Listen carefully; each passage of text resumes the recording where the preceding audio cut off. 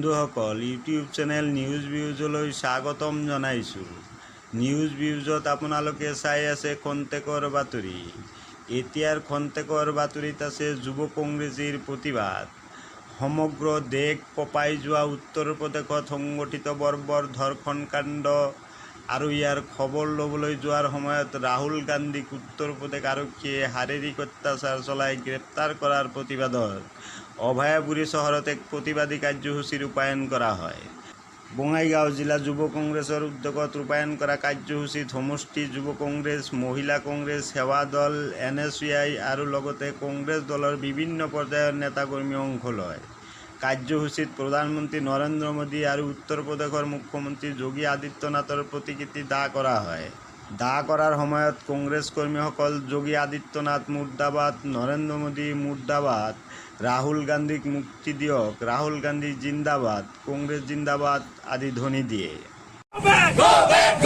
राहुल गांधी जिंदाबाद जिंदाबाद जिंदाबाद प्रियंका गांधी जिंदाबाद जिंदाबाद जिंदाबाद राहुल गांधी प्रियंका गांधी আটক করা নচলিব নচলিব এই দুই চলিছে চলিব বর্তনকারী শাস্তি দিও বর্তনকারী শাস্তি দিও যুৱ কংগ্ৰেছ জিন্দাবাদ। আপোনালোকে নিশ্চয় গম পায় যে উত্তৰ প্ৰদেশত মনীষা বাল্মীকি নামৰ এজন ছোৱালীক দলবদ্ধভাৱে ধৰ্ষণ কৰিছিল।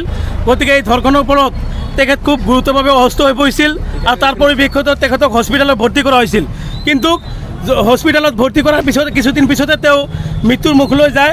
গতিকে তেওঁৰ ফেমিলিয়ে তেওঁক সৎকাৰ কৰাৰ কাৰণে যোগী আদিত্যনাথ আৰু বিজেপি চৰকাৰক বহুত মিনতি কাকতি কৰিছিল। কিন্তু যোগী আদিত্যনাথ আৰু এই বিজেপি চৰকাৰৰ উত্তৰ প্ৰদেশৰ প্ৰশাসনে তেওঁক, আমি যেতিয়া শুই আছিলোঁ ৰাতিতে তেওঁক অমানৱীয়ভাৱে তেওঁক সৎকাৰ কৰিছিল। গতিকে এই ভাষাক আমি ধিক্কাৰ জনাইছোঁ আৰু আমি এই দোষীক শাস্তি দিয়াৰ কাৰণে আমি বঙাইগাঁও জিলা যুৱ কংগ্ৰেছৰ পৰা আহ্বান জনাইছোঁ।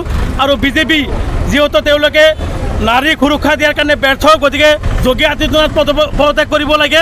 আজি আমাৰ নেতা ৰাহুল গান্ধী আৰু প্ৰিয়ংকা গান্ধী ডাঙৰীয়াই আজি উত্তৰ প্ৰদেশত সেই সেই যুৱতীজনৰ পৰিয়াললৈ তেওঁলোকক খবৰ ল'বলৈ গৈছিল। কিন্তু যোগী আদিত্যনাথ এই বিজেপি চৰকাৰে আৰু তেওঁৰ প্ৰশাসনে ৰাহুল গান্ধী আৰু প্ৰিয়ংকা গান্ধীক জোৰ জবৰদস্তি তেওঁলোকে আটক কৰিছে। গতিকে এই বিষয়ে আমি বঙাইগাঁও জিলা যুৱ কংগ্ৰেছৰ পৰা ধিক্কাৰ জনাইছোঁ আৰু আমি আহ্বান জনাইছোঁ যোগী আদিত্যনাথ আৰু বিজেপি চৰকাৰক আপোনালোকে অতি সোনকালে ৰাহুল গান্ধী আৰু প্ৰিয়ংকা গান্ধীক মুক্তি দিব লাগে।